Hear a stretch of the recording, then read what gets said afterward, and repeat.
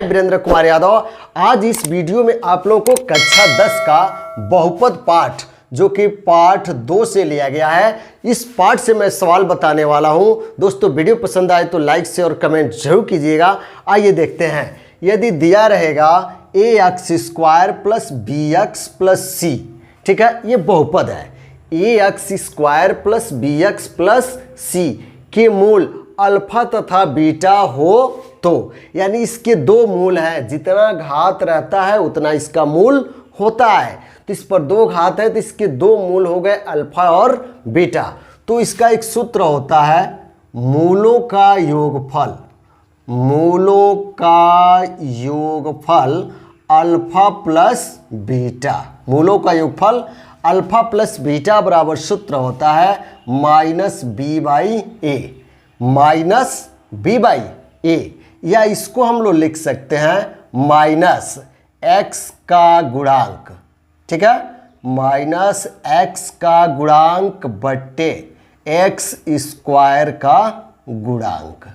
आ रहा है समझ में? माइनस एक्स का गुणांक बट्टे एक्स स्क्वायर का गुणांक, या इसको अल्फा प्लस बीटा मूलों का योगफल बराबर कह सकते हैं माइनस बी बाई ए। आ रहा समझ में? तथा इसका गुणनफल होता है, ठीक है, किसका? मूलों का। तो लिखेंगे मूलों का गुणनफल, मूलों का गुणनफल alpha into beta equal to सूत्र होता है सी बाई ए। क्या होता है?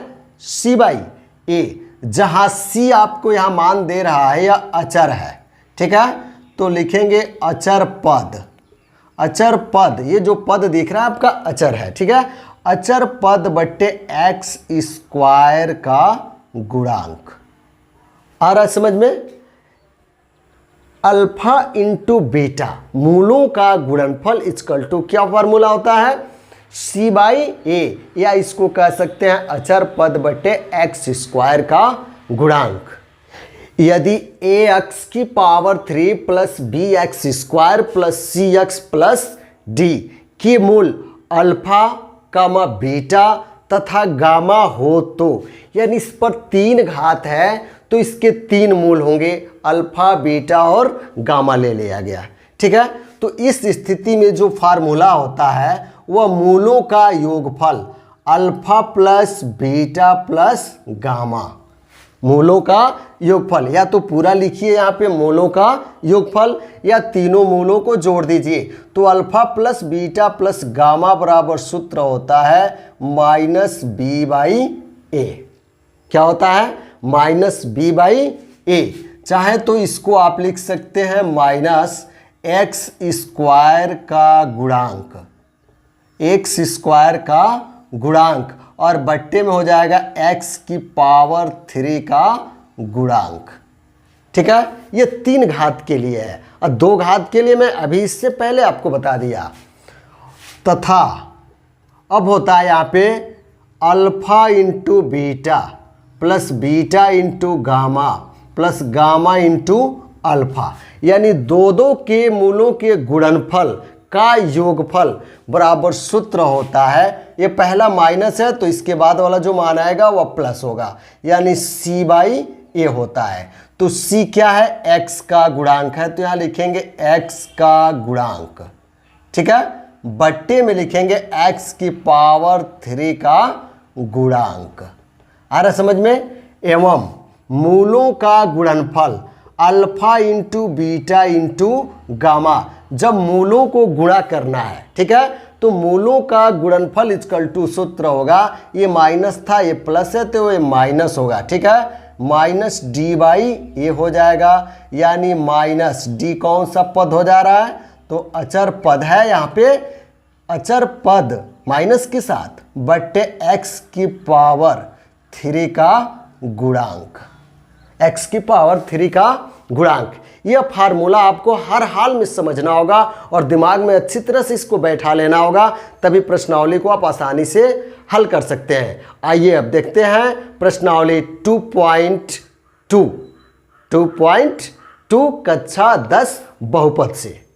पहला सवाल कह रहा है निम्न द्विघात बहुपदों के शून्य ज्ञात कीजिए। ये जो क्वेश्चन दिया है इसका शून्य ज्ञात करना है और शून्यकों तथा गुणांकों के बीच संबंध की सत्यता की जांच कीजिए। बहुत ही आसान है, ठीक है। सबसे पहले कह रहा है कि x square minus 2x minus 8 का शून्य ज्ञात कीजिए। तो आप यहाँ पे मान लेंगे, माना x square minus 2x minus 8 equal to 0, शून्य हो गया। अब यहाँ पे देखिए, इसको हम 8 का ऐसा गुणनखंड करें कि चिन्ह यहाँ पे क्या है, माइनस। तो 8 का ऐसा गुणनखंड करें कि घटाने पर 2 हो जाए। तो 4 में 2 का गुणा करेंगे तो 4 दूना 8 हो जाएगा, और 4 में से 2 घटा देंगे तो 2 हो जाएगा, ठीक है। तो यहाँ पे लिख देंगे एक्स स्क्वायर माइनस एक्स, 4 ऋण 2 और ऋण 8 को लिख देंगे इक्वल टू 0, ठीक है। एक्स स्क्वायर, 4 में x का गुणा 4x माइनस माइनस प्लस 2 में x का गुणा 2x माइनस 8 इक्वल टू 0।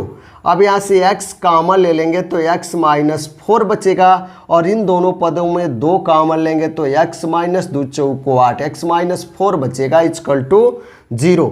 दोनों ब्रैकेट से कॉमन हो गया, यहाँ पे क्या x माइनस 4 और x माइनस 4 एक कॉमन हो गया। तो अगले ब्रैकेट में क्या बचा, x और यहाँ पे 2 इक्वल टू 0, अलग अलग 0 दर्शा देंगे। x माइनस 4 इक्वल टू 0 और x प्लस 2 इक्वल टू 0। ये माइनस 4 है, उधर जाएगा तो प्लस 4 हो गया। ये प्लस 2 है, उधर जाएगा तो माइनस से कितना हो जाएगा, 2 हो जाएगा। तो लिख देंगे क्या, अतः इसके दो शून्यक क्या हो जाएगा, एक 4 हो जाएगा और एक माइनस 2 हो जाएगा, ठीक है। तो इसके शून्य क्या हो गया। अब इसकी सत्यता की जांच करनी है। क्या करनी है, सत्यता की जांच। तो यहाँ पे लिख देंगे सत्यता की जांच। अब आइए इसका हम लोग जांच करते हैं, ठीक है। तो सत्यता की जांच करना है, तो जो क्वेश्चन दिया है आपका क्या, x square minus 2x minus 8, यही है ना।